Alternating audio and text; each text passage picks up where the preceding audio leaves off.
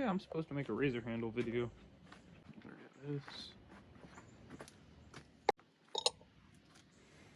Plan your handle.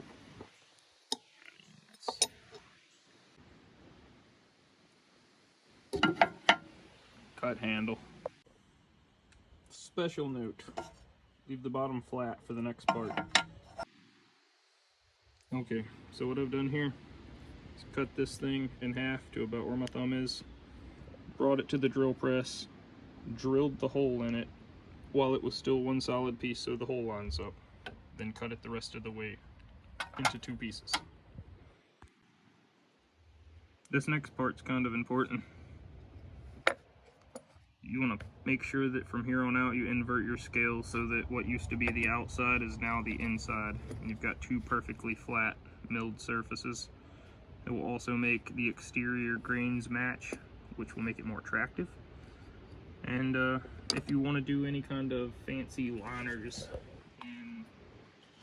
you have a flat side to glue stuff to.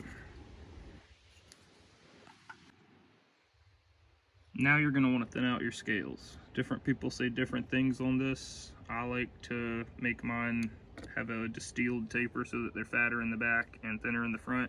Mark your line for your thickness and take it over to the grinder. And once you get them ground down to thickness, you'll have 2 roughly wedge-shaped scales.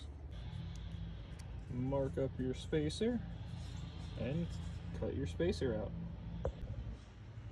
Once you get your wedge cut out, you're going to want to glue it in place and drill through all of the pieces as one with it pinned up, best as you can.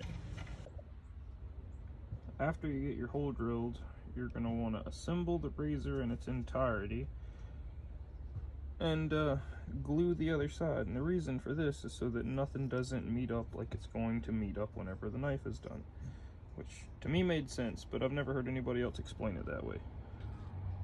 Now you're going to want to glue the other side to the spacer, and then you're going to shave the spacer down. And after you get the wedge shaved down with the rest of the profile, it'll start looking cool. And then you want to remove the blade so that you can contour the handle and take all these hard corners off. And now that we've got some curvatures on it, we're going to move on to the dreaded hand sanding. Fucking hand sanding.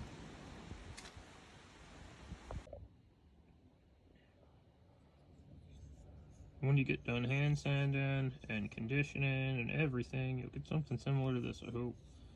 I used a combination finish.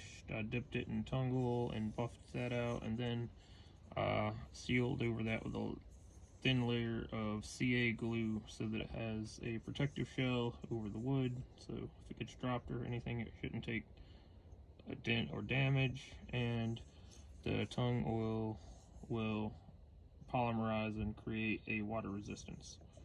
The only thing left to do is pin her up.